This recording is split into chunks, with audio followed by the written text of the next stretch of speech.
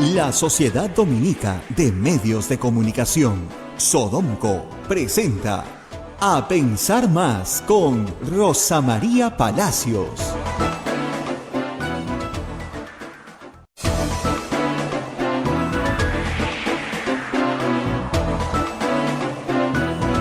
Señoras, señores, muy buenos días. Bienvenidos a Pensar Más con Rosa María Palacios a través de las emisoras de la Sociedad Dominica de Medios de Comunicación, Sodonco. La Sociedad Dominica de Medios de Comunicación está integrada por Radio Santa Rosa en Lima, 1500 kilociclos en la AM, 105.1 en la FM al sur de nuestra capital, Radio Santo Domingo en Chimbote, Radio San Martín en Arequipa, Radio Cepagua en Ucayali y Radio Quillabamba en La Convención. Estas son las emisoras dominicas del Perú. También se une otra red de radios amigas como en Madre de Dios, Radio Madre de Dios en Puerto Maldonado, Huánuco, Radio Huánuco en Huánuco, Radio La Voz de Ayacucho en Ayacucho, Radio Pública en Puno, Radio Moronganca, Radio Cumbre en Huancayo, Radio Milenio en Satipo, Radio Estación Solar en Abancay, Radio Oriente en Yurimagua, Radio Los Ángeles en Cajamarca, Radio San Valentín en Lampa, Radio Activa en Cerro de Pasco, Radio Continental en Huanta, Onda Digital TV, Nativa TV y Fuego TV nos ponen sus pantallas. Además, AM Tagua nos pone un podcast en todo el Perú y el mundo. Además, nuestras plataformas móviles, el Facebook de Radio Santa Rosa, el Facebook de Radio Quillabamba y el canal de YouTube de Radio Santa Rosa. Además, también nuestra página web www.radiosantarosa.com.pe. Muy bien, hoy día es 12 de octubre del año 2022 y Rosa María nos dice quiénes son las personas que tienen la gentileza siempre de ayudarnos y auspiciarnos. Adelante. A sostener este programa. Y comenzamos con la Pontificia Universidad Católica del Perú. La maestría en Gerencia Social de la Pontificia Universidad Católica del Perú invita a profesionales de diferentes disciplinas a participar de su proceso de admisión. Informes en Facebook, @PUCMGS o al teléfono 993-028-464. Hotel La Cuesta de Caima, de la Asociación Santa Catalina de Sena, de las Madres del Monasterio de Santa Catalina, es la mejor opción para tu estadía en Arequipa. Informes en el Facebook e Instagram del Hotel La Cuesta de Caima, Arequipa. Policlínico Ángeles de la Salud ofrece servicios de calidad en salud a precios al alcance de todos. Contamos con un staff de médicos de alta calidad y modernas instalaciones con todas las normas de bioseguridad. Calle Antero Peralta, A10, Urbanización San José Humacoyo, frente a la Iglesia Sagrado Corazón de Jesús en Arequipa. Colegio Sagrado Corazón Sofianum, 75 años al servicio de la educación en Arequipa, formando integralmente a la niñez y juventud desde la pedagogía de luz y verdad. Colegio Privado Bilingüe Reina de los Ángeles, situado en La Molina, Lima, tiene como meta la educación en las virtudes cristianas para construir una sociedad más humana, más fraterna y más feliz. El Colegio Bilingüe La Asunción, perteneciente a la Congregación de las Hermanas Dominicas de la Inmaculada Concepción, ubicado en Trujillo, La Libertad, brinda una educación a jóvenes y niños basada en las virtudes y en la espiritualidad dominica. Colegio Santa Anita brinda educación católica desde el diseño curricular Luz y Verdad. Es una gran opción a los papás que buscan para sus hijos una educación de calidad con valores. Colegio Santo Tomás de Aquino de los Padres Dominicos ofrece excelencia académica y formación cristiana para la vida. Abre el proceso de admisión para el año 2023 para primaria y secundaria. Informes en los teléfonos 987-118-509 y 426-3390. Colegio Santo Tomás de Aquino, 131 años formando en valores cristianos. Muy bien, hoy día es 12 de octubre, día del encuentro de dos mundos, día de la raza, día del descubrimiento de América, tantos títulos que se le daba a esta fecha.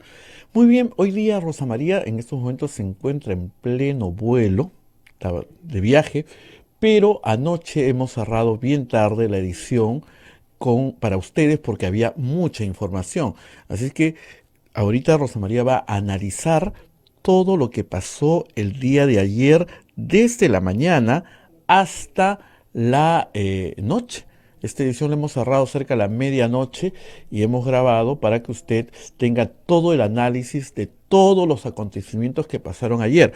Luego vamos a ver también los diversos escenarios y panoramas que le esperan al presidente de la República. Así que el programa está muy interesante para poder analizar las diversas situaciones que a partir de ayer empiezan a darse durante estos días. Adelante, Rosa María. La mañana de el martes 11 de octubre ha sido una mañana muy compleja. La tarde se puso peor y la noche también. Empecemos por la mañana, operativo simultáneo para capturar a 6 integrantes de la organización conocida como los Asesores en la Sombra o como los Vivertos. Todos han sido capturados a excepción del señor Sánchez, el propietario de la casa de Zarratea. Este puede ser considerado el primer triunfo del operativo policial el día de ayer. Los 5 detenidos, estarán en detención preliminar por 10 días y ahí tendrán que tomar una decisión si colaboran con la justicia o simplemente pasan a una detención que sería ya preventiva, formalizándose la etapa de investigación preparatoria contra ellos. Esto se va a definir en los próximos 10 días, todavía no sabemos qué va a pasar. Lo cierto es que Bruno Pacheco, de otro lado, ha continuado dando información que es muy relevante para el caso del presidente de la República. De lo que se le incrimina en esta oportunidad ya es de encubrimiento real y encubrimiento personal. De lo que se trata es de lo que asegura un colaborador que a todas luces podría ser Bruno Pacheco o tal vez Beder Camacho, que ayer no fue detenido, sin embargo su casa allanada, que indican que el presidente de la República desarrolló una serie de actos para proteger a Bruno Pacheco. Incluso cuando estaba prófugo de la justicia, se le facilitó la entrada a Palacio de Gobierno. El presidente indicó que las cámaras debían ser apagadas y se comunicó con Bruno Pacheco a través de papeles que escribían ambos, por el temor a ser grabados. A ese nivel llegó el encubrimiento, esto en marzo de este año, cuando Bruno Pacheco ya era un prófugo de la justicia. Pero hay más. Entre las novedades aportadas, esta vez por la investigación fiscal, Beder Camacho está en el relato señalando que él no solamente arrojó al Mar de la Punta 4 celulares que habían sido utilizados para comunicarse entre los miembros de la organización criminal, sino también quemó libretas de registro, cuadernos de registro de ingresos a Palacio de Gobierno para desaparecer evidencia. Cuando se destruye evidencia, se trata de encubrir a través de las cosas, eso se llama encubrimiento real, desaparecer pruebas y por supuesto obstrucción de la justicia. Cuando se oculta a personas de la acción de la justicia, se llama encubrimiento personal. Aquí hay 2 nuevos delitos que pueden ser directamente imputados al presidente de la República y a la organización criminal que persigue la Fiscalía de la Nación. Todo eso sucedió durante la mañana, pero en la tarde, ya casi a las 5 de la tarde, la fiscal de la Nación se apersonó al Congreso de la República a través de, el equipo que trabaja con la fiscal de la Nación y se presentó una denuncia constitucional contra el presidente Pedro Castillo. Se trata de los casos del Ministerio de Transportes y Comunicaciones, del Ministerio de Vivienda, de lo que se conoce como el caso Tarata y de Petroperú. Y se establece con claridad también la participación de un conglomerado, de agentes que conforman una organización criminal, desde los exministros Silva y Alvarado hasta asesores, miembros de la familia del presidente de la República, parientes un poquito más lejanos como sus sobrinos, todos ellos comprendidos en un intercambio de favores para obtener básicamente contratos de obra pública, participar en la contratación de obra pública. Se incluye también, por supuesto, a los 6 congresistas de Acción Popular, conocidos como los Niños. Toda esta organización ha sido presentada en varios organigramas en la denuncia constitucional. Sin embargo, esta tiene varias atingencias que hay que hacer, algunas de las cuales hemos explicado largamente en el programa de ayer y pueden volver a escuchar. De lo que se trata es de salvar el obstáculo establecido en el artículo 117 de la Constitución. Sobre eso hay que explayarse un poquito más.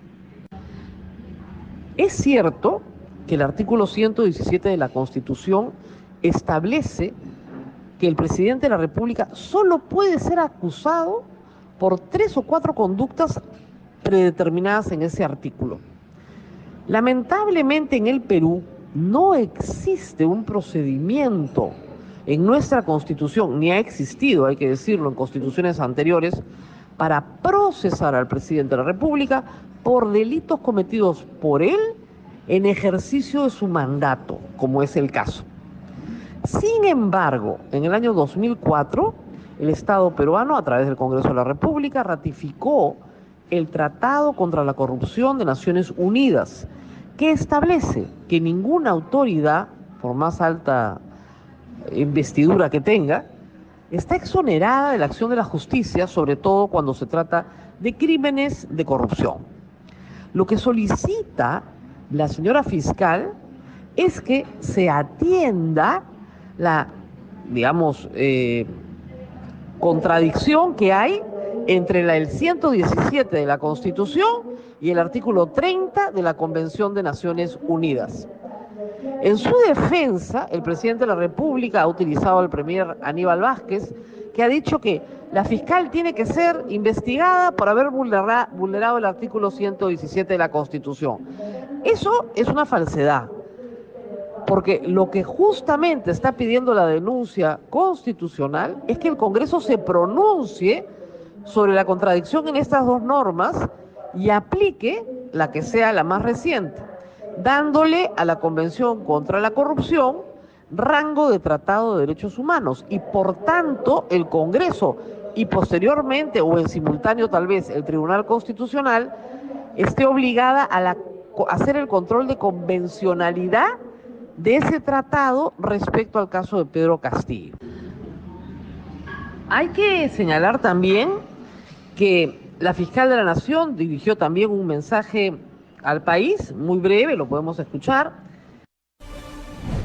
Hace poco más de 3 meses, cuando asumí el cargo de fiscal de la Nación, me comprometí con la ciudadanía a una lucha frontal contra la corrupción en el poder, actuando con orden, firmeza y celeridad.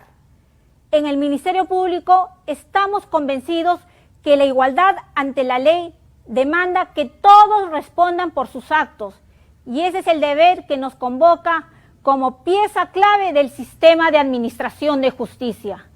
Nuestro país vive desde hace siglos una triste y dolorosa historia plagada de corrupción, y es nuestro deber como funcionarios al servicio de la ciudadanía tratar de erradicarla. Pues como enseña Cicerón, no hay vicio más execrable que la codicia, sobre todo entre quienes gobiernan la nación, pues servirse de un cargo público para enriquecimiento personal resulta no ya inmoral, sino criminal y abominable.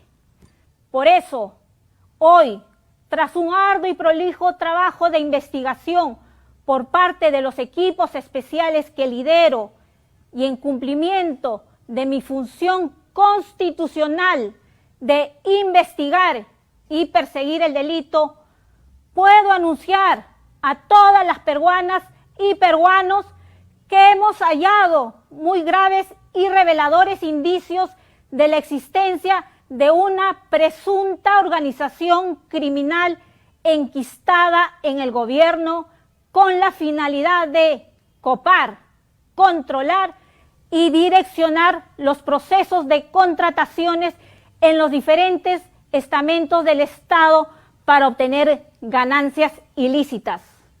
Organización presuntamente liderada por el presidente de la República, Castillo Terrones, e integrada, entre otros, por los exministros Silva, Alvarado y el exgerente general de Petroperú, Hugo Chávez.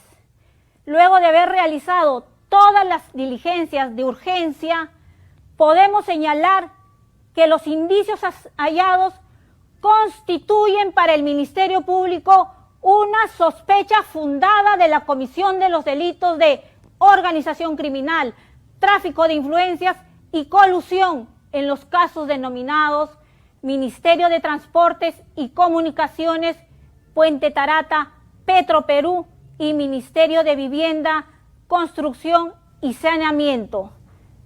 La suficiencia de los indicios que sustentan la decisión de presentar la denuncia constitucional se expresa en el descubrimiento de la obtención de beneficios económicos por nombramientos en puestos claves, en el cobro de porcentajes de las licitaciones ilícitamente obtenidas y el uso ilícito de las facultades presidenciales. Ahora mismo se vive la constante y feroz obstrucción a la justicia desplegada por la presunta organización criminal, que aprovechándose de todo el poder que les da el estar en el gobierno y que se expresa en una constante amenaza contra la autonomía del Ministerio Público, el permanente amedrentamiento contra mi persona y mi familia, la hostilización contra el equipo especial de fiscales y de la Policía Nacional, entre otros actos, ponen en grave peligro la continuidad de las investigaciones y el descubrimiento de la verdad que todo el pueblo espera conocer. Por estas razones, en cumplimiento de mis atribuciones constitucionales, hoy presentamos ante el Congreso de la República la denuncia constitucional contra el presidente Pedro Castillo Terrones y los demás integrantes aforados de la presunta organización criminal. Quiero remarcar que nuestras investigaciones son siempre objetivas, conforme a la ley y respetando todas las garantías del debido proceso. Los fiscales no somos actores políticos, sino operadores de justicia. Investigamos a partir de los hechos y no de las personas. Nosotros estamos haciendo lo correcto en cumplimiento de las funciones otorgadas por la Constitución y los tratados internacionales. Finalmente, quiero señalar que desde este momento es responsabilidad exclusiva y excluyente del Congreso de la República decidir sobre el trámite de la denuncia constitucional en el marco de la Convención de las Naciones Unidas contra la Corrupción. La corrupción socava el orden democrático y atenta contra los derechos humanos. Por ello, el combate contra la corrupción en todas las esferas del Estado debe ser unánime, porque sólo así la inmunidad no será impunidad. Las peruanas y peruanos merecemos conocer la verdad. Muchas gracias. En el cual señala que las sospechas pasan de ser simples a ser fundadas sospechas de delito. Y el material probatorio creo que es amplio. Más allá de los testimonios, también se puede acreditar la presencia de personas, los contratos, los montos girados, los ganadores de estas licitaciones, etcétera, y su vinculación con financistas de la propia campaña del presidente Pedro Castillo. Y otros de su entorno, por supuesto, como es el caso de su hija putativa, hoy detenida con prisión preventiva. La reacción de Palacio, hay que decirlo, ha sido lamentable, porque ratifica lo que la señora fiscal dice en su recurso y dice en su discurso. Y es que Palacio de Gobierno ha decidido hacer una ofensiva mediática y judicial contra la propia fiscal de la Nación. Hay que decir algo que tiene que quedar muy claro. Aun cuando la fiscal fuese culpable de cualquier cosa que se le acuse, el presidente de la República no está eximido de responsabilidad. Este no es un concurso de quién comete más crímenes. Cada caso se juzga de manera independiente y por separado. Pero lo que la fiscal de la Nación sí puede acreditar como hecho que obstaculiza la acción de la justicia es justamente el acoso a la policía, el caso de Harvey Colchado, la información que se tiene de cambios en los altos mandos de la Policía Nacional para facilitar, por ejemplo, la fuga de Fray Vázquez, las tratativas para tratar de conseguir asilo político para Bruno Pacheco y Fray Vázquez, por ejemplo, y las acciones judiciales que se han seguido en su contra de manera vertiginosa en las últimas horas. Ya tiene 3 o 4 denuncias la señora fiscal de la Nación. Todo eso prueba, además del discurso, perdón, dije Aníbal Vázquez, es Aníbal Torres, el discurso del Premier que exige que el Congreso la acuse constitucionalmente por denunciar por corrupción a Pedro Castillo, habida cuenta que el 117 no lo permite. Yo no sé quién está asesorando al presidente de la República, pero su defensa es un desastre, porque lo que prueba es justamente que están obstaculizando la acción de la justicia, atemorizando, amedrentando, acosando a los operadores de justicia. El presidente de la República se ha defendido desde muy temprano, apelando nuevamente a la victimización. En primer término, utilizando a su madre, que fue apurada de apendicitis y hasta donde se sabe, nunca fue a ver mientras estaba operándose, ¿no es cierto?, y convaleciente en un hospital local donde se le operó y que tiene todo el derecho al respeto a su privacidad, ciertamente, pero este hijo tan dolido y tan preocupado, pues parece que nunca fue a verla porque no está en ninguna de las actividades presidenciales. Su madre se encontraba convaleciente en la casa de su hermana cuando la policía llega a hacer un operativo de allanamiento. En la medida en que la hermana del presidente también ha sido mencionada como una persona que facilitó ciertas reuniones. En ese contexto se hace el operativo, que no le hace ningún daño a la hermana del presidente, que reitero, ya estaba operada. Pero lo primero que tuitea el presidente es eso, que hace responsable a la Fiscalía de la salud de su madre.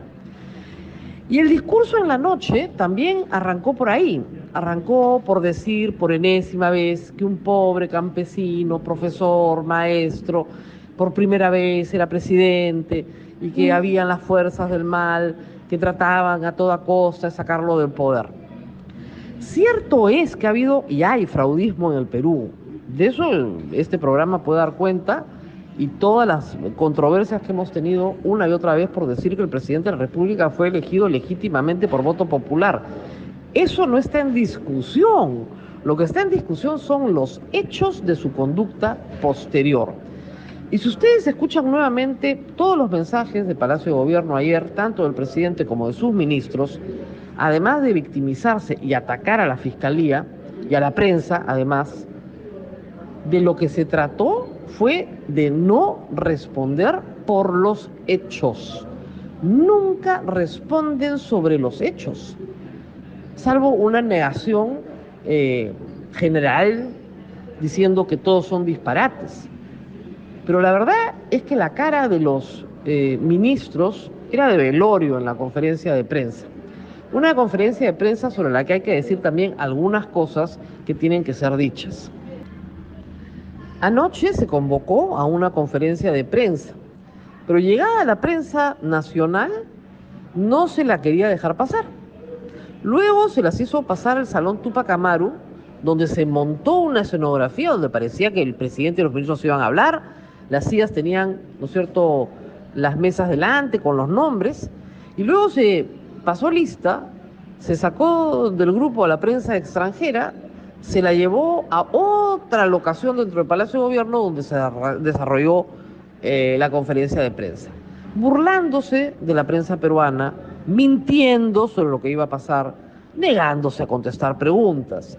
Esta conferencia de prensa alternativa también tuvo quejas de la propia prensa extranjera, que en las primeras preguntas, en solidaridad con sus colegas, señalaron que no entendían por qué no se les permitía preguntar a los peruanos. Hasta en eso mienten en Palacio de Gobierno. Por supuesto, ha habido una protesta inmediata de las instituciones gremiales, periodísticas, porque lo único que estamos haciendo nosotros es cumplir con nuestro trabajo, que es el de informar al país. Pero no podemos informar si no hay la capacidad, reitero, de respuesta de la Presidencia de la República, sobre todo cuando no se quiere contestar sobre hechos. El presidente tiene que contestar no desde la queja, sino desde la contestación clara a los hechos que se le imputan. Tarde o temprano, se encontrarán en un tribunal Bruno Pacheco y el señor presidente Pedro Castillo, que para entonces tal vez ya no sea presidente, y tendrán un careo en el cual ambos contrastarán sus versiones. Bruno Pacheco está colaborando con la justicia porque no quiere ir preso y tiene todo el derecho, y así lo faculta la ley, a luchar por su libertad, diciendo la verdad. No puede mentir. Si Bruno Pacheco miente en cualquier detalle y en cualquier cosa, pierde su colaboración eficaz. Por lo tanto, ha decidido ir por ese camino. Karelim López también. Y estamos especulando muchos que probablemente Beder Camacho esté haciendo lo mismo, dado que no fue detenido, si bien su casa fue allanada, pero hay hechos como el de la destrucción de las libretas, de los cuadernos de ingreso, o arrojar los celulares al mar, de los cuales solo conoce Beder Camacho.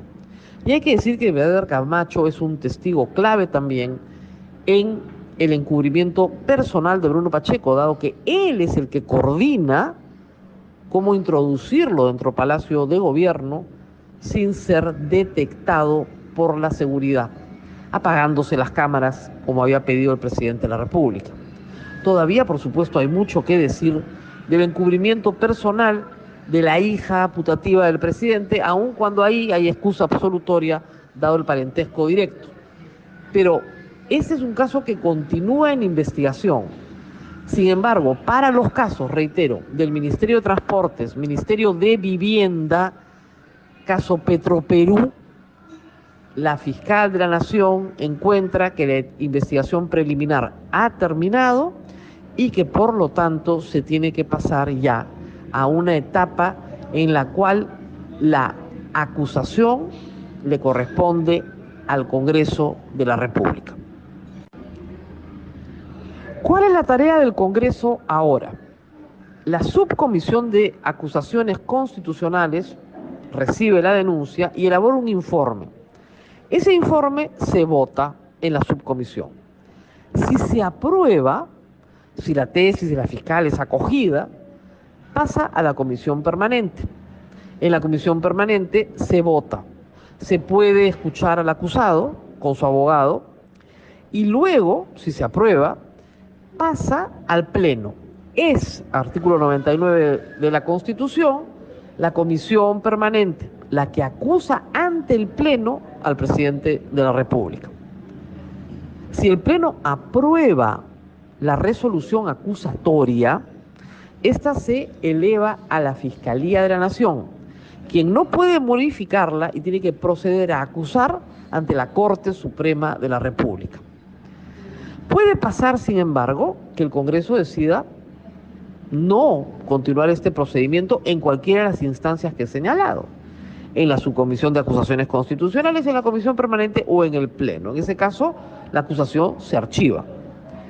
Puede dilatarla, práctica lamentable que este Congreso y otros Congresos tienen con acusaciones constitucionales. Hemos mencionado el día de ayer el caso, por ejemplo, de Luciana León, que hace 4 años espera que la Subcomisión de Acusaciones Constitucionales autorice su juzgamiento ante la Corte Suprema.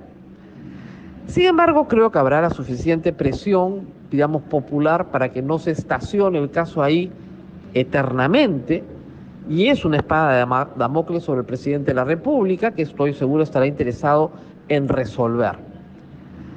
En paralelo, hay que decir que el Congreso de la República tiene que resolver también en la Subcomisión de Acusaciones Constitucionales los casos de los ministros Heiner Alvarado y del ministro de Transportes y Comunicaciones, el anterior, Juan Silva.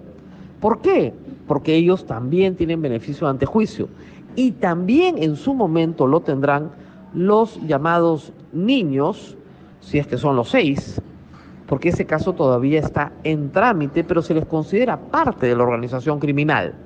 Así que la subcomisión de acusaciones constitucionales tiene una tarea compleja en este caso. Son varios expedientes, no solo del presidente de la República, y hay que decir que hay otros expedientes del propio presidente de la República.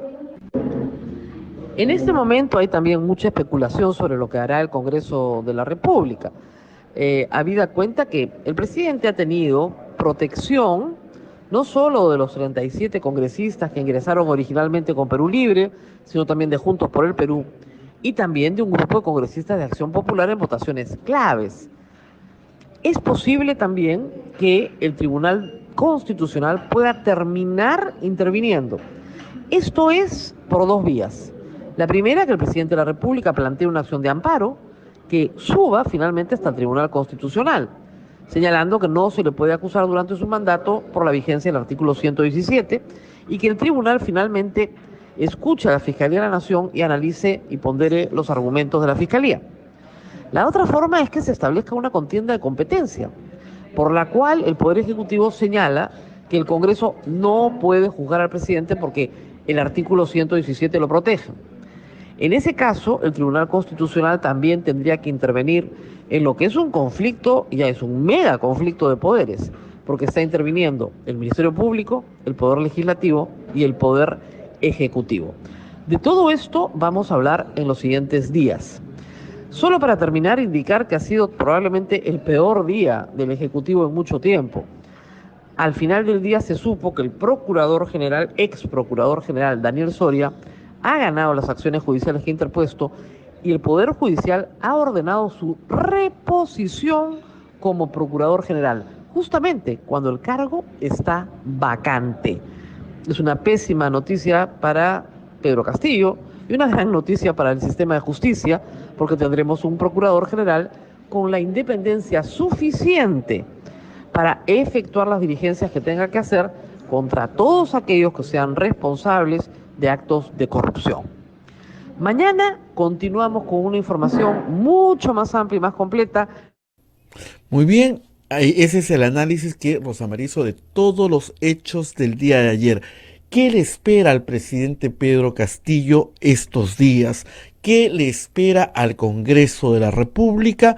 En la siguiente secuencia, después de la pausa, Rosa María nos va a contar todos los posibles panoramas que tiene el presidente, el Congreso y la fiscal de la Nación. No se mueva, volvemos tras la pausa. Sodomco, Sociedad Dominica de Medios de Comunicación. Continuamos con A Pensar Más a través de las emisoras de la Sociedad Dominica de Medios de Comunicación Sodonco. Todos nos preguntamos cuáles son los posibles escenarios que le esperan al presidente de la República. Y hemos ido escuchando ayer a su defensa legal qué es lo que van a hacer, qué le espera al Congreso de la República y cuál va a ser la tarea del Ministerio Público. Rosa María Palacios hizo un análisis detallado el día de ayer porque había ya estudiado el caso con antelación y todo lo que dijo ayer en la mañana se produjo en la tarde, ¿no? Porque sabía, de acuerdo a los convenios, a los tratados, qué podía pasar. Vamos a recordar eso y escuche usted con mucha atención todos los posibles escenarios que esperan estos días. Adelante. Con el momento en el cual la fiscal de la Nación elige concluir la investigación preliminar. Ya no tiene nada más que investigar. Está lista. ¿Lista para qué? Para entrar a la etapa preparatoria. ¿Qué es la etapa preparatoria? La etapa en la que la fiscal se prepara ¿para qué? Para acusar.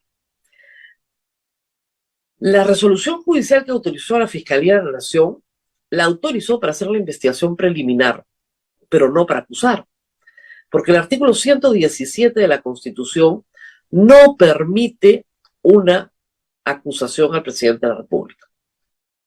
Tengo conocimiento de que la fiscal va a adoptar la tesis de la Convención contra la Corrupción de Naciones Unidas, como lo anunció en su columna el día domingo. Y va a adoptar esa tesis para que el Congreso interprete que el artículo 117 ha sido abrogado por la Convención. ¿Por qué?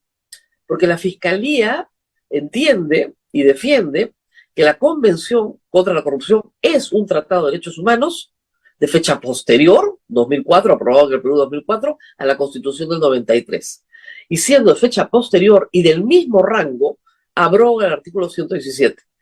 Y por lo tanto, el Congreso está habilitado para tomar una decisión sobre los hechos que se le imputan al presidente de la República. Esa es la situación hoy. Es una situación muy complicada para Pedro Castillo. Puede denunciar todas las veces que quiera a la fiscal de la Nación. Y hasta éxito podrían tener sus abogados. Pero el problema es que él va a seguir ya con el expediente en el Congreso de la República. Reitero, es eminente que en las próximas horas se llegue ya a una conclusión de la etapa preliminar del proceso de investigación contra Pedro Castillo.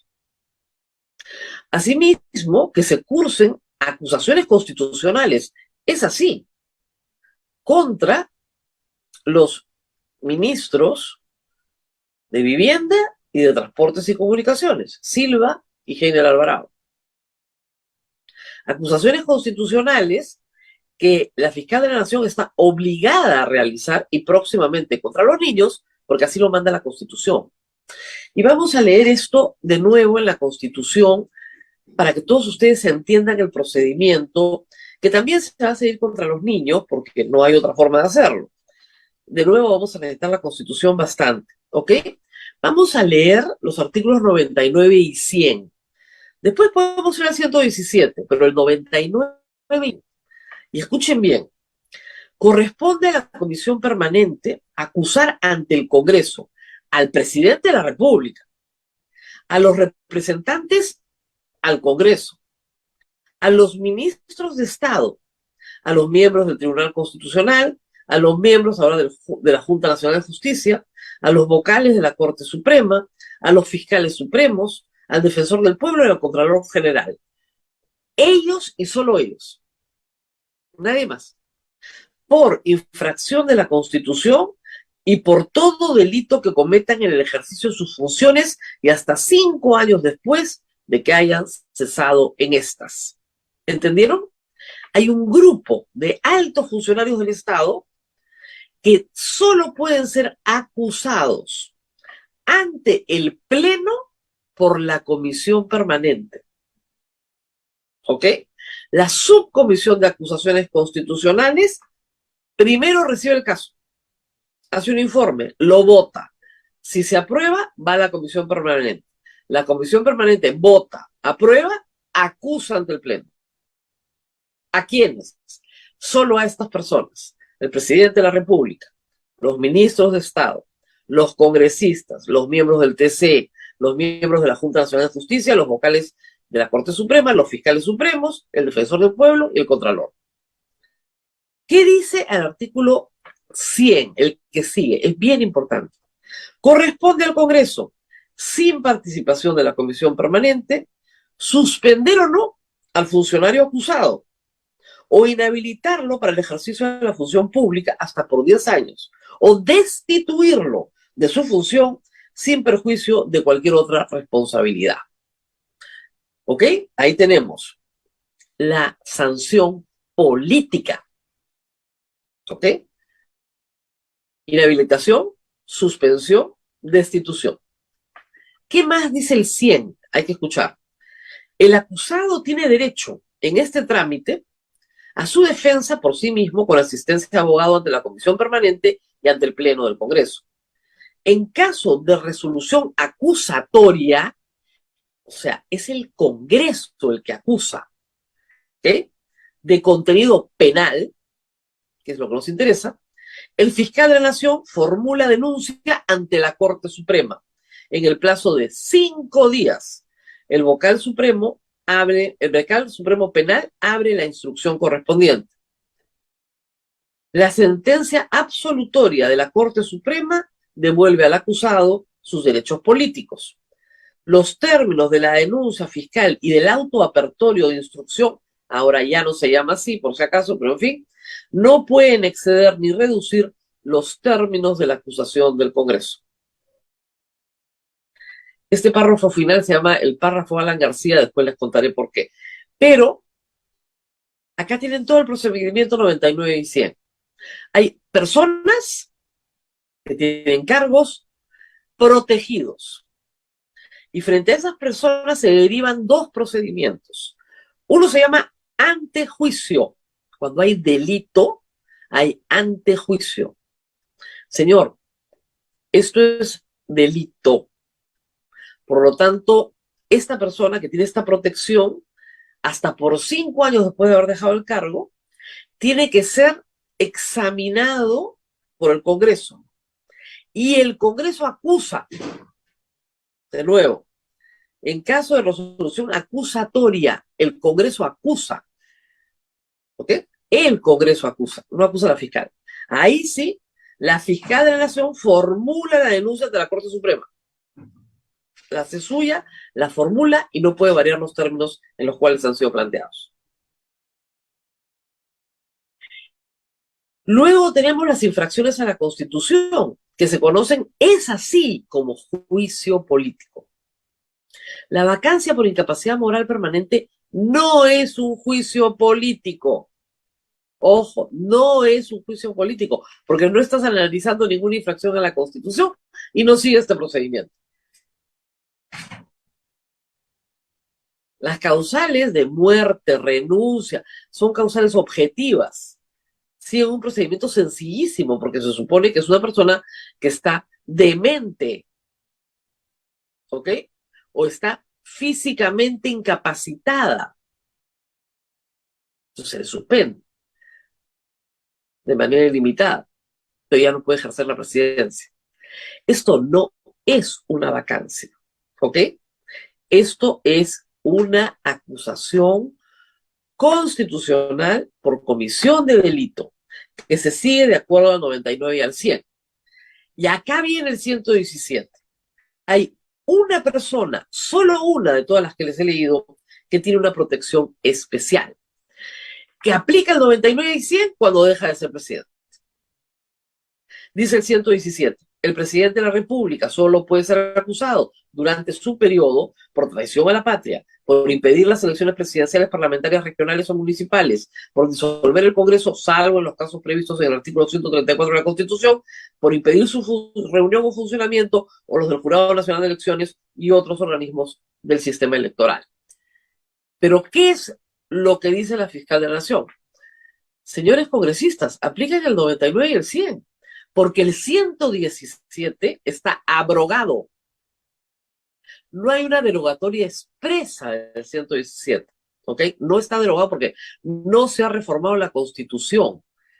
No ha habido una derogatoria expresa del 117, pero la Convención de Naciones Unidas, en una interpretación correcta, lo que dice es que ese beneficio del 117 no puede ser mantenido, porque garantiza impunidad.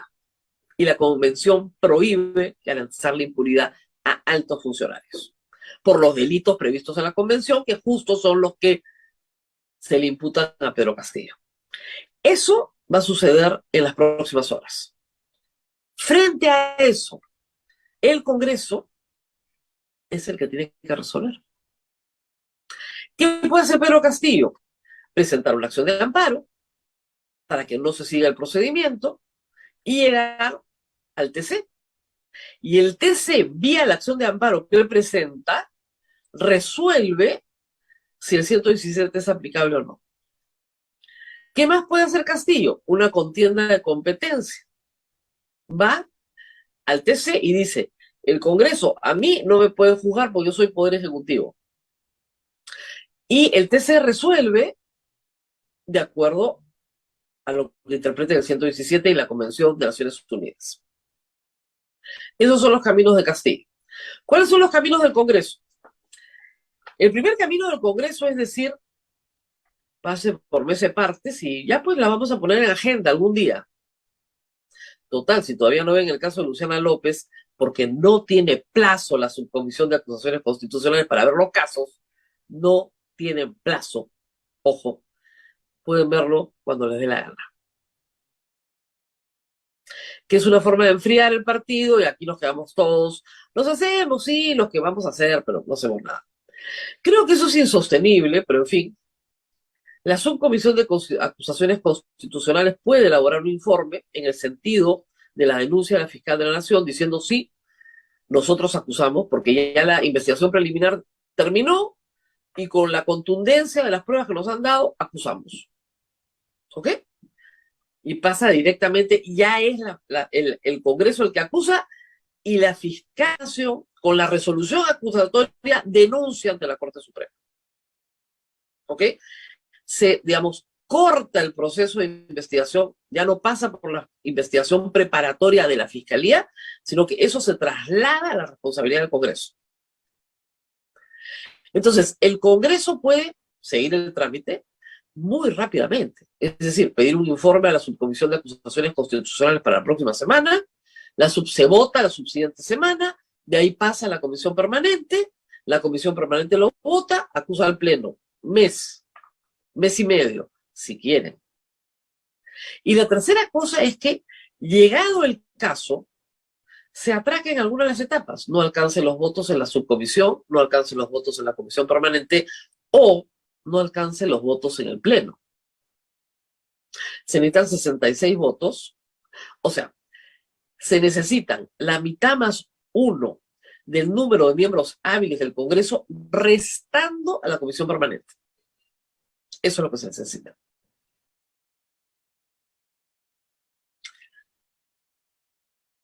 Y una vez que se vota y se aprueba, esa resolución va acompañada de una medida que puede ser la inhabilitación por infracción a la Constitución. Es decir, el Congreso llega a la conclusión de que los hechos son tan graves que el presidente de la República ha infringido alguno de sus roles y obligaciones, como la de cumplir y hacer cumplir las leyes, personificar a la nación, etc. Y se decide si se le inhabilita, se le suspende o se le destituye.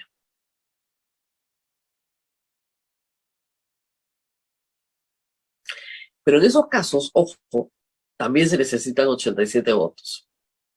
La medida de suspensión va a ser la que se quiera aplicar. ¿Por qué?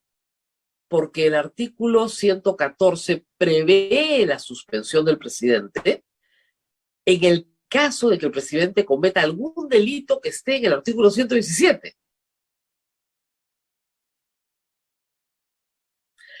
Pero es el Congreso el que tiene que resolver esto. La Fiscalía dice, yo ya terminé de investigar, entrego. Para los casos de los dos ministros, presentamos acusaciones constitucionales. Para el caso de los congresistas, eso será más adelante, presentarán acusaciones constitucionales.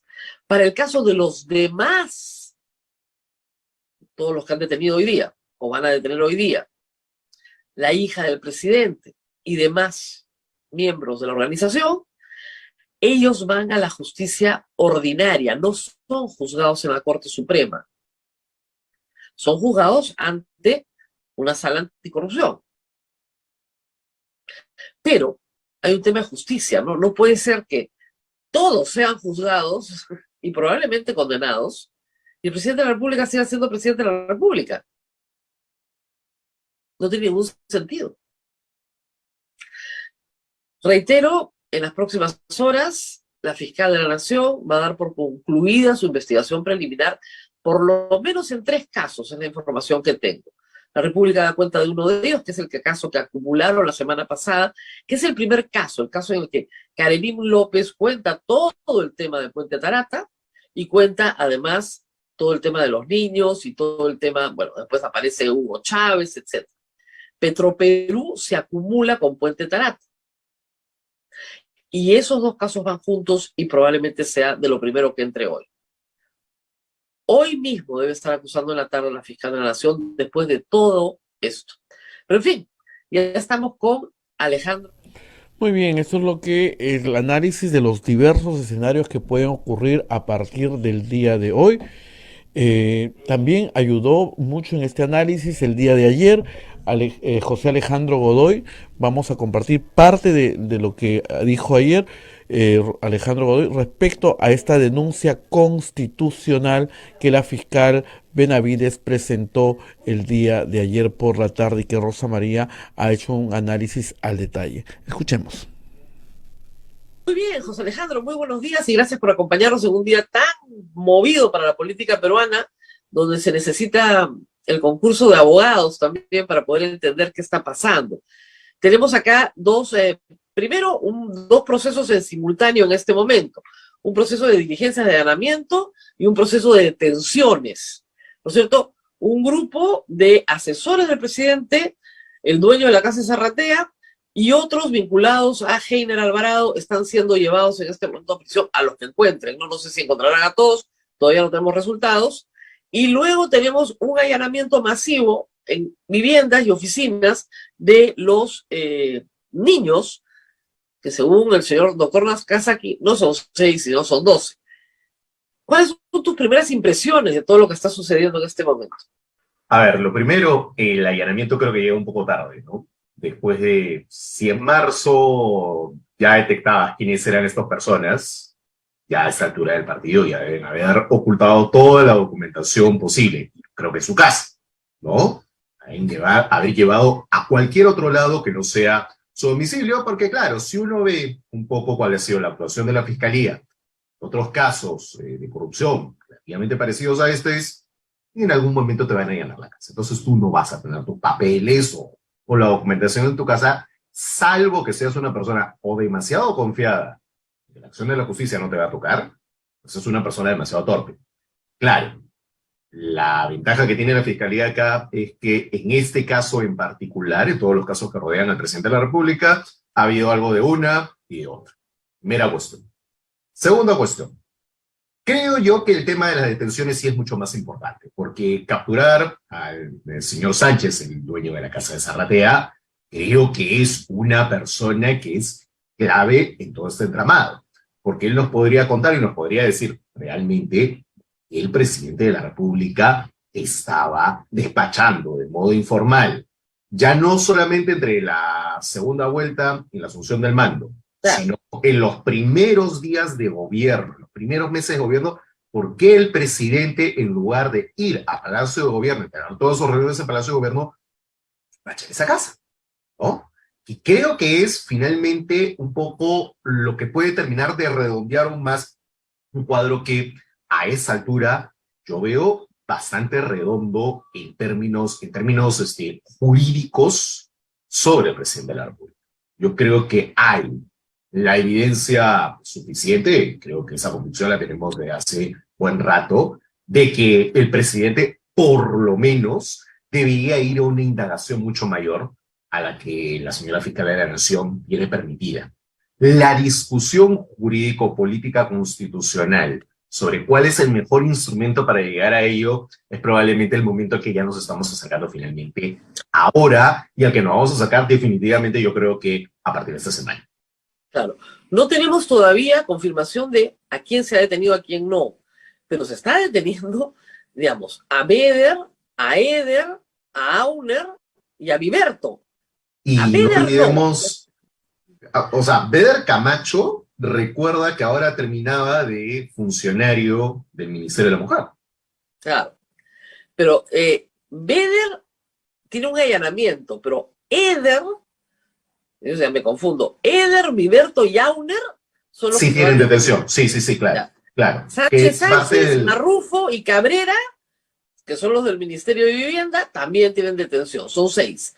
Claro. No sabemos quién entre, pero evidentemente la detención preliminar es un mecanismo, hay que decirlo, de coacción. Es o me cuentas todo y te salvas, o te vas para adentro, porque es evidente Exacto. que también están concluyendo ahí la investigación preliminar. Que es lo mismo que ha pasado con la cuñada hija del presidente de la República. Exactamente. Terminan la investigación preliminar porque están en otro expediente y pasan ya a pedir detención preventiva por 36 meses. Si a la hija del presidente le han dado 30, créeme que a Auner que es supuestamente el reclutador de los niños, le van a dar mucho más. De acuerdo al testimonio de Bruno Pacheco, es Sauner el que le dice ya está todo coordinado y le entrega sobres con currículums. Han pedido 12 direcciones generales, le dice. Entonces, cada currículum era para una dirección general solicitada a cambio del voto por cada uno de los congresistas. Además de obra pública. Y hay todavía que saber qué obra pública es la que se ha concedido a cada congresista. Y acá hay que decirlo, esto sí, a diferencia de lo que anteayer salió en el comercio, esto sí configura un posible delito de tráfico de influencias, ¿no? No, y colusión. Exacto, una cosa es negociar políticamente un ministerio que vamos, Claro. es parte de la cuestión normal entre una congresista aliada del gobierno y el presidente de la República. Claro. Otra cosa ya es comenzar a pedir gestiones de obras, meter currículos, que ya es otra cosa. Eso ya pasa al índole del Código Penal. Claro, ¿no? porque ahí sí hay expediente administrativo, ahí sí hay beneficio propio para un tercero.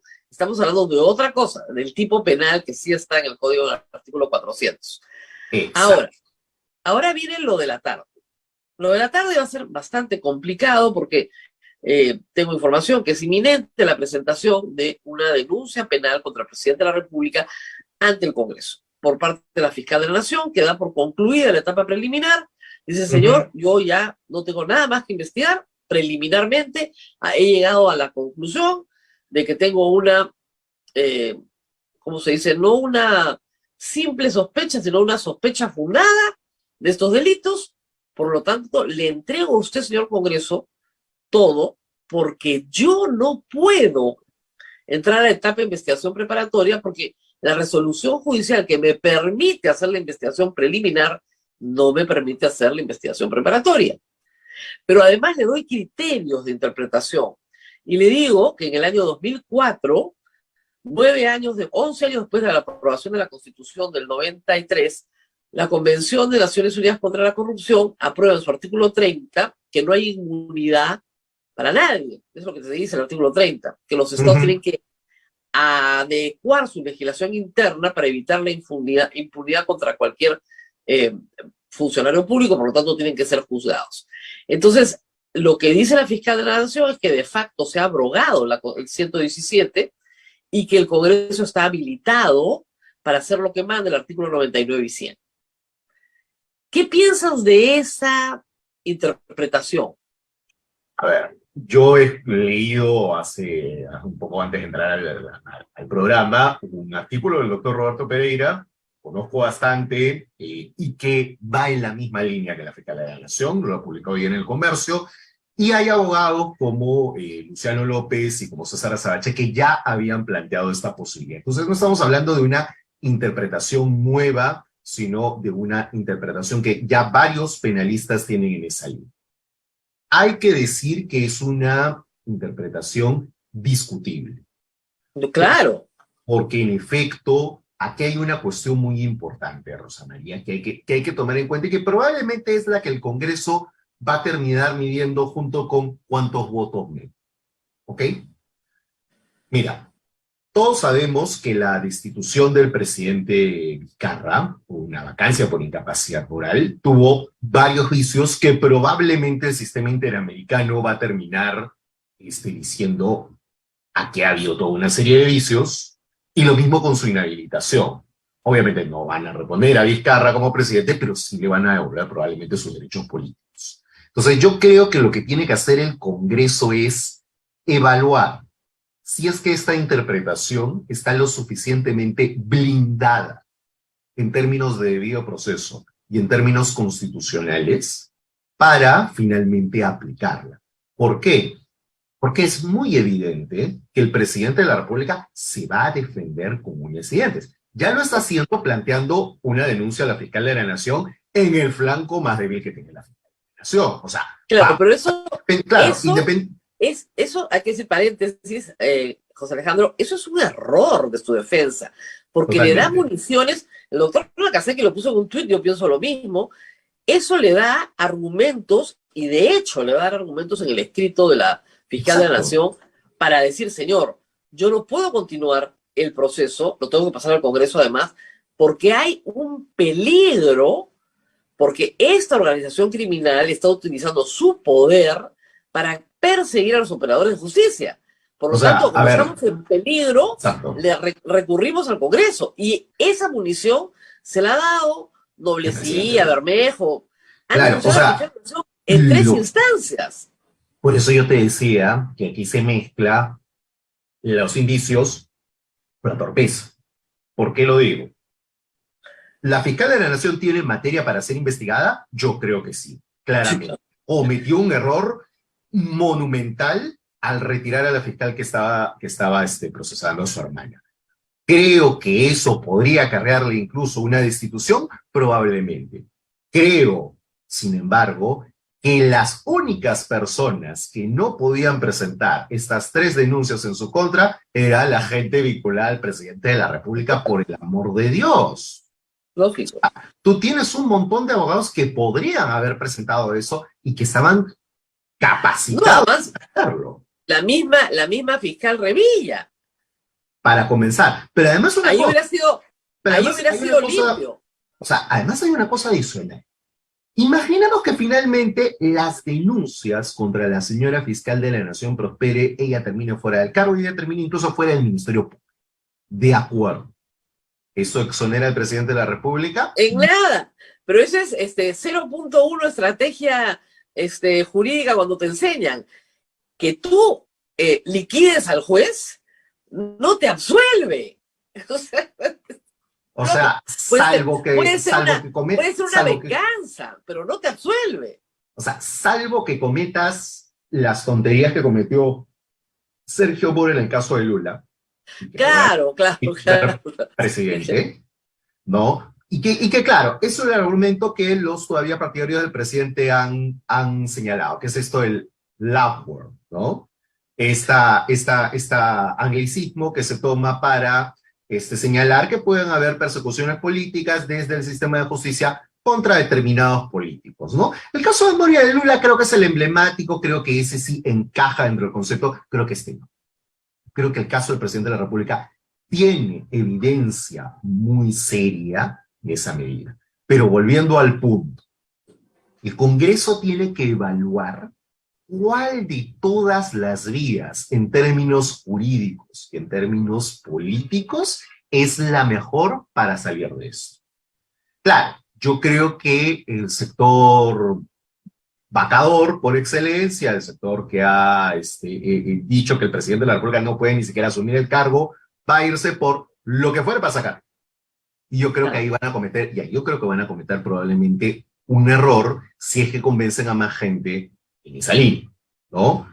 ¿Por qué? Porque ese sector, y vamos, lo hemos visto esta semana, lo hemos comentado en Twitter esta semana, es el que quería sacar a la señora Digna Calle por atreverse a plantear el adelanto de elecciones. No, y además porque se estaban peleando por un cupo, esa es la verdad. O sea, Renovación y Avanza han llegado a la mesa directiva sin haber sido elegidos en la lista original. Exacto. Se estaban peleando por su cupo. APP quería volver. Dijeron, nos la volamos. Por algo que era un disparate. ¿Ya? Ese es el problema. Ahora, este Congreso decíamos tener 3 caminos. Primer camino, bueno, entró por mesa en parte y ya la veremos cuando nos provoque. Claro, ayer Martín Hidalgo en su cuenta de Twitter decía que habían más o menos entre 200 a 300 denuncias constitucionales acumuladas que no tenían ningún orden, y por eso es que tú tienes desde casos muy pequeños por descartar hasta casos muy grandes como por ejemplo el de Luciana León, que es un caso redondo, que la señora no puede ser procesada en el Poder Judicial hasta ahora, básicamente porque el Congreso no tramita la Constitución Constitucional. Ya han pasado, me parece que ya han pasado 4 años. 4 años. 4 años y el Congreso no lo... ¿Qué tal poder el del APRA? Caracho. Mis respetos, ¿eh? No tienen un solo congresista e igual los tienen blindados. Impresionante. Pero bueno. Porque es muy claro también que los voceros que le quedan al APRA desde fuera del Congreso están apuntalando a este sector vacado. Claro. Claro. Bueno, muy bien. Entonces, hasta ahí vamos bien. Posible camino. Yo no creo que eso Es un ocurrirá. posible camino, no hacemos nada posible camino. Segundo camino es simplemente no pasa de la subcomisión. La subcomisión por mayoría interpreta que el 117 es una pared inamovible y por lo tanto no se puede tramitar.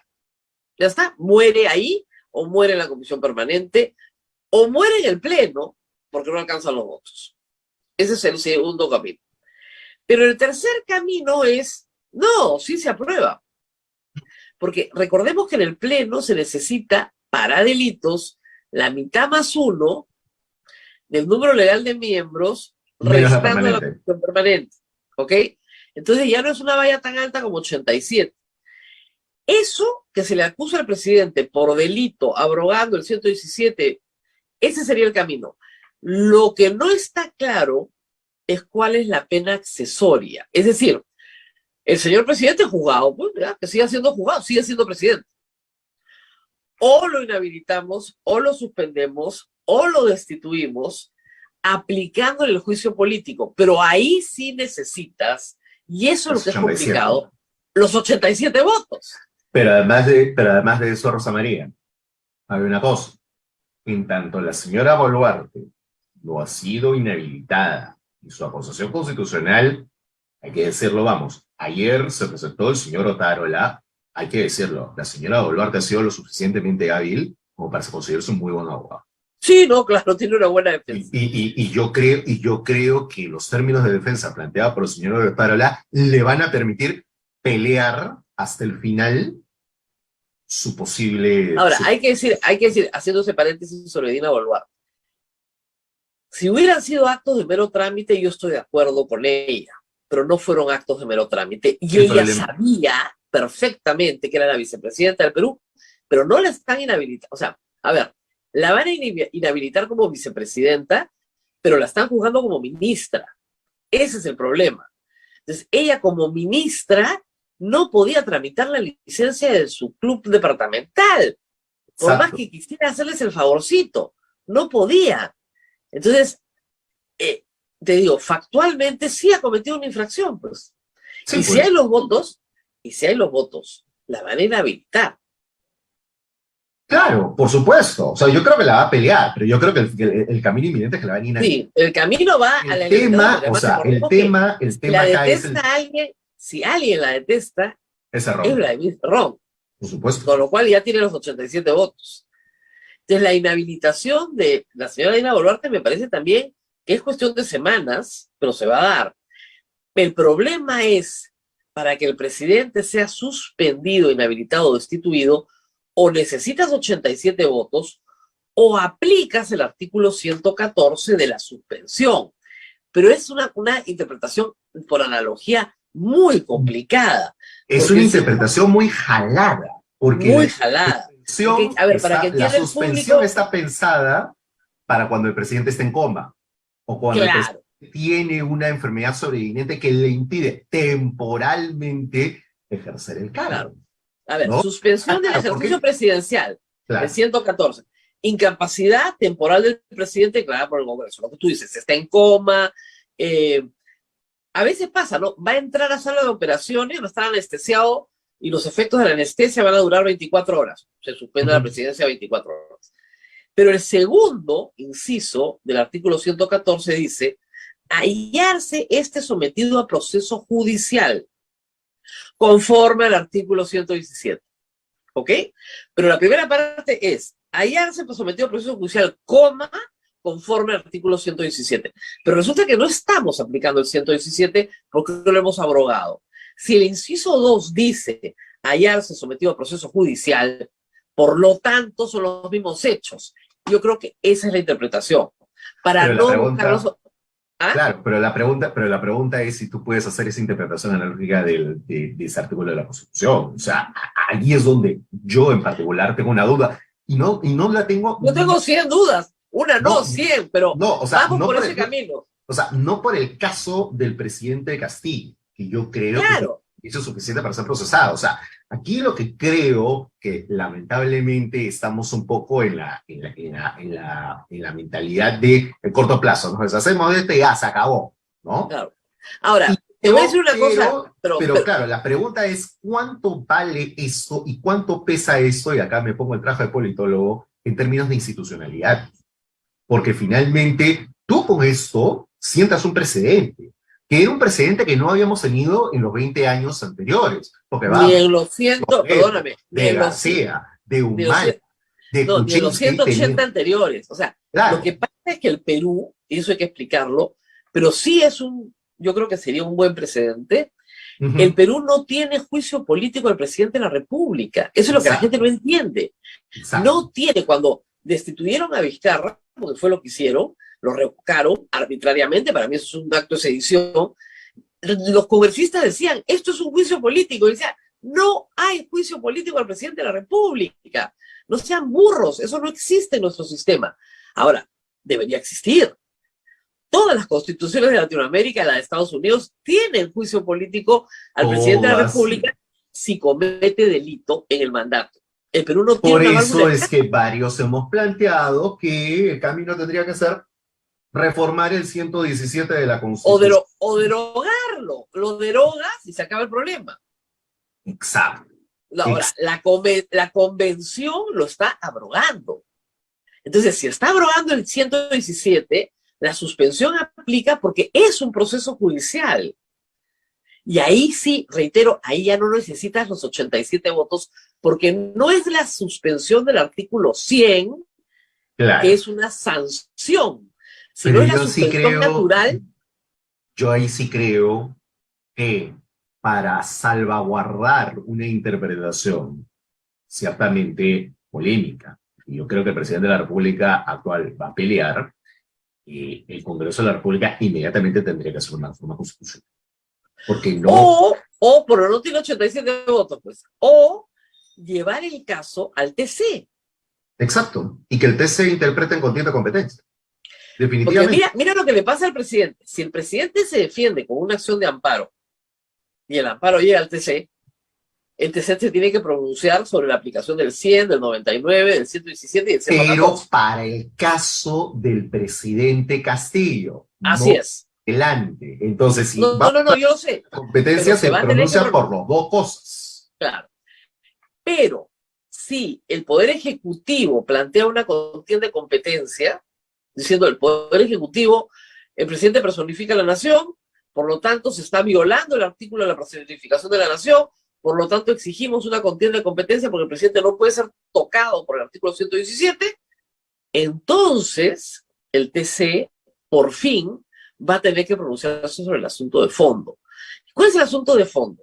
¿Qué pasa cuando un presidente en el ejercicio de su mandato es detectado, investigado, se sospecha que ha cometido un delito? Exacto. Ese es todo el tema. Y era el tema con Vizcarra, con Kuczynski, con todos los presidentes que hemos tenido en los últimos 5 años. Esa solución no está en nuestra Constitución. Tiene que estar. Se ha encontrado un camino.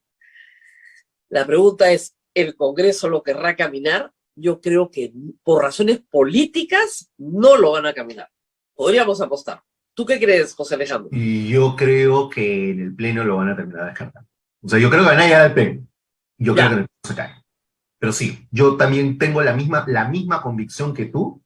En el Pleno se cae. ¿Y sabes por qué? Porque si se aplica a Castillo, se aplica al que viene. Bueno, es que, José Alejandro, yo tengo esperanza, la esperanza clara de que tengamos presidentes que nos roben. O sea, basta con que no robes para que no te pasen estas cosas. O sea, yo también, Rosa María, pero vamos, o sea, acabo de publicar un libro de 700 páginas donde escribo prácticamente 20 años de latrocinios al Estado peruano, y he publicado otro el año pasado contando 10 años de autoritarismo y latrocinios al Estado peruano. Entonces, digamos que no es que, o sea, por más que tú y yo lo quisiéramos, digamos que la tendencia me marca una cosa, ¿no? O sea, no en vano, Historia de la corrupción del Perú, de Alfonso Quirós, es el long seller de ciencias sociales más vendido en la última década. Claro, pero la solución no puede ser, mira, ya sabemos que nos van a robar, no lo jugamos durante el mandato. Esa no puede ser la solución. Claro, tú tienes que tener algún tipo de salida. Yo comparto contigo que ya a esta altura, después de 200 años y después de los últimos años, yo creo que es muy claro y muy evidente que tú tienes que tener finalmente una salida constitucional frente a este tipo de cosas. Pero creo que tiene que ser la salida mucho más fina y clara. Creo que la Fiscalía encuentra una interpretación que puede ayudar, desde mi criterio, a elaborar un artículo constitucional que vaya en esa línea. Claro. Pero creo que los congresistas no van a cruzar ese Rubicón porque el que viene se le va a aplicar. Ahora, hay un incentivo, ¿no? Si lo suspenden en el ejercicio del 114, el presidente no ha sido vacado. Por lo tanto, sigue siendo presidente suspendido. Y por tanto, te quedas... Exactamente, pues. A ver, si nos sigue... Pero, claro. Si nos sigue claro. el público, ¿ya? Vamos a ir claro. despacio. Exacto. El artículo que establece la vacancia del presidente por muerte causal objetiva, permanente incapacidad moral, aceptación de su renuncia, salir del territorio sin permiso y destitución tras haber sido sancionado por alguna de las infracciones establecidas en el 117. ¿Ok? No es el caso. Pero esas son las causales de vacancia. El artículo 114 dice, se suspende. Claro, y cuando te empuja al recorte de mandato. Claro. Suspensión no. No. Entonces, la sucesión presidencial no se activa. ¿Ok? Se activa, se activa, pero no obliga a un recorte de mandato constitucional. No obliga a una convocatoria de elecciones. Entonces, el 135 no te obliga a elecciones generales. O sea, acá es bien claro. Lo que... A ver. El 115. Es el 115. Se me perdió lo que sigue la sucesión presidencial. ¿Dónde está? El 115. Por impedimento temporal o permanente del presidente de la República, temporal, este va a ser temporal, asume sus funciones el primero vicepresidente. No hay, porque fue tachado. En defecto el segundo vicepresidente, el segundo es el que era tachado, el primero es Dina Boluarte. No hay, inhabilitado. Por impedimento de ambos, el presidente del Congreso. Si el impedimento es permanente, el presidente del Congreso convoca de inmediato elecciones. Señores, el impedimento no es permanente, lo hemos suspendido a lo que dure su proceso. Con lo cual, no hay convocatoria de elecciones y pasamos a una dictadura parlamentaria. ¿Qué tal? Claro. Eso los puede animar, ¿ah? Eso puede animar al Congreso. Pero la pregunta es, ¿eso es sostenible en el tiempo? Yo no sé, tú eres el politólogo. Yo lo dudo, o sea, no después del presidente Merino, yo dudo que si se atreven a ir por ese camino, al día siguiente, que al día siguiente. Pero el impedimento no es, claro, pero si lo suspenden, el impedimento no es permanente, pues. Claro, pero aquí te voy a decir una cosa, constitucionalmente limpio. A ver, limpio, mira, limpio, no se tienen que ir. Claro, pero el público, no, o sea, el pueblo peruano va a salir de todas maneras a la calle.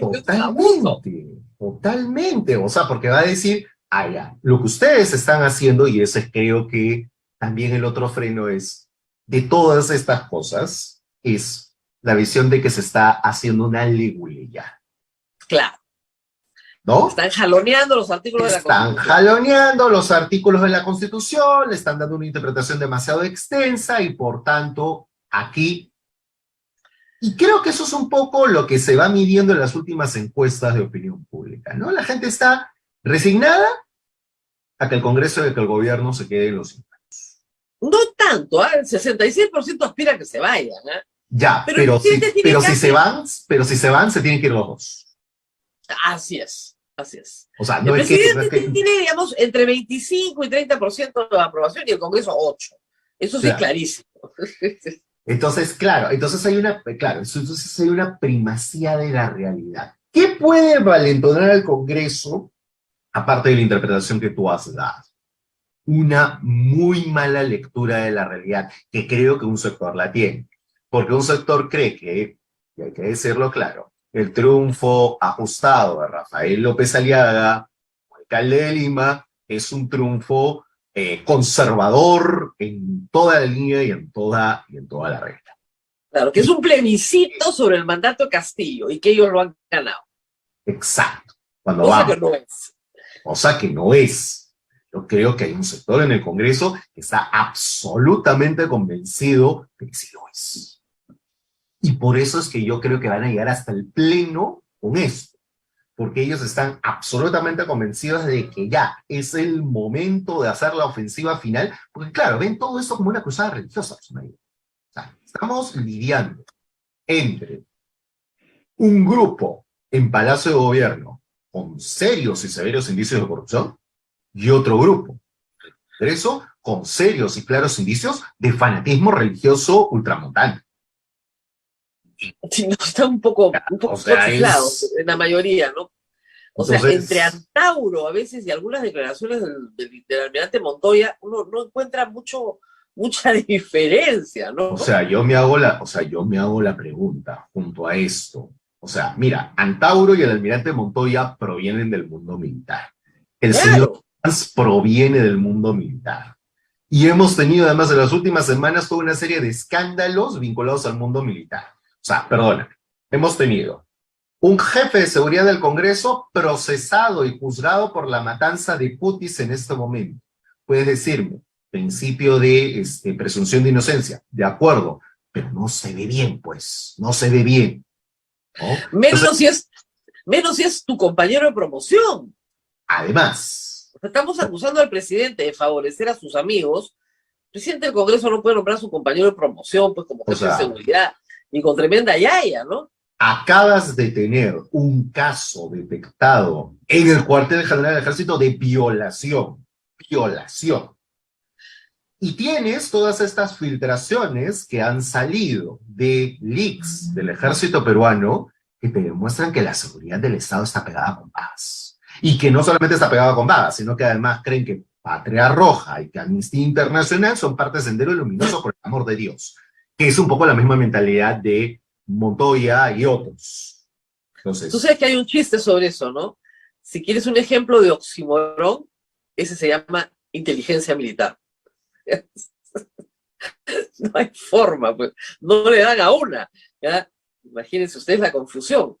Un cursito de ciencia política les explica la diferencia, ¿no? o sea, vas a leer el informe final de la Comisión de la Verdad, por el amor de Dios. Amnistía Internacional denunciaba los crímenes de Sendero y los crímenes bien cometidos por agentes Claro, del pero Patria el Roja asunto tiene una cantidad de muertos por parte de Sendero Luminoso. claro. No, O sea, impresionante. yo a lo que voy es, si este es la inteligencia en acción, como diría Jorge Treyes, en su Ajá. momento, que está detrás de este plan, bueno, van a ir por el camino más anticonstitucional posible y muy probablemente se van a quemar a la mitad. Claro. Si quieren hacer una vacancia por incapacidad moral, no van a tener los votos. Insisten con eso, pero es absurdo, porque lo que falta es justamente la demencia del presidente de la República, que no la pueden probar. No va por ahí el tema. Y hay que decirlo, yo he encontrado en esta desesperación por vacar por incapacidad moral al presidente una reivindicación de la vacancia contra Vizcarra y una reivindicación de Merino. O sea, todo lo que quiere este Congreso, con un grupo fuerte que está todavía, no sé por qué, reivindicando un personaje como Merino, es eso, es repetir Porque lo que quieren es una restauración conservadora, Rosa María. Claro, pero quieren la restauración de Merino. O sea, lo que hicimos con Merino estuvo bien. Y fueron los caviares, Sagasti, los morados, malditos, que no permitieron que nuestro triunfo se notara. Pero después teníamos razón, porque el maldito se vacunó clandestinamente. Nada de eso se sabía en noviembre del año 20. Exacto. Lo vacaron por un proceso que todavía no se inicia. ¿Ah? Que no tiene acusación fiscal. Después de que me dijeron abogada cachinera, fue el 2020, estamos en 2022, hace 2 años, y todavía no tiene acusación fiscal.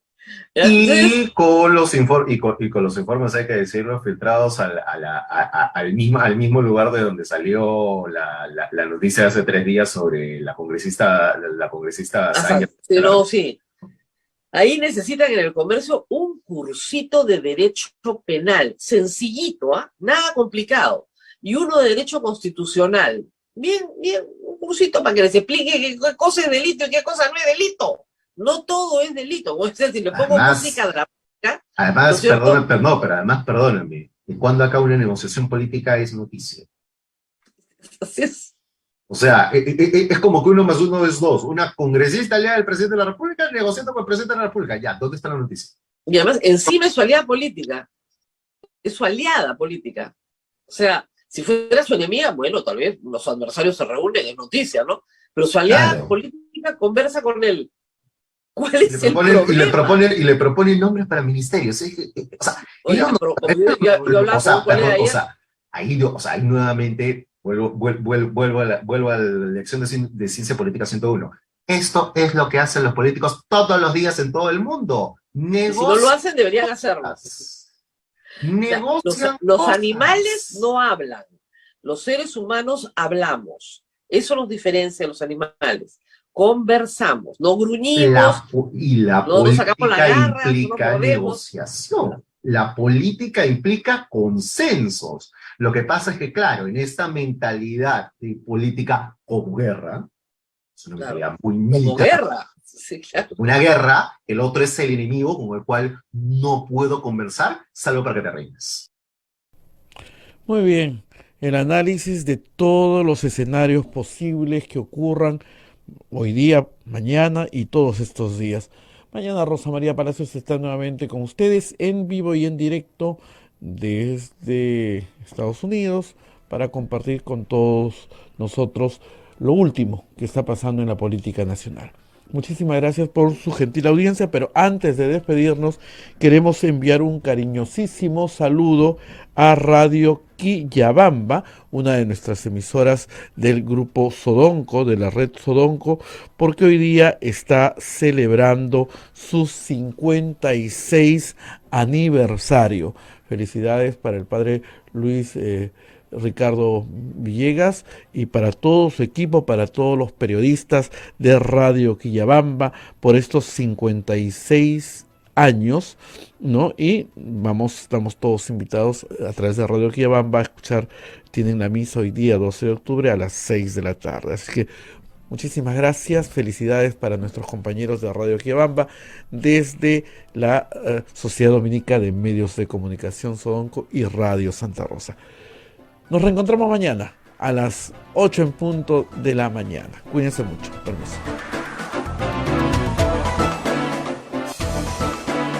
Hasta aquí, A Pensar Más con Rosa María Palacios. Este programa fue producido por la Sociedad Dominica de Medios de Comunicación, Sodonco.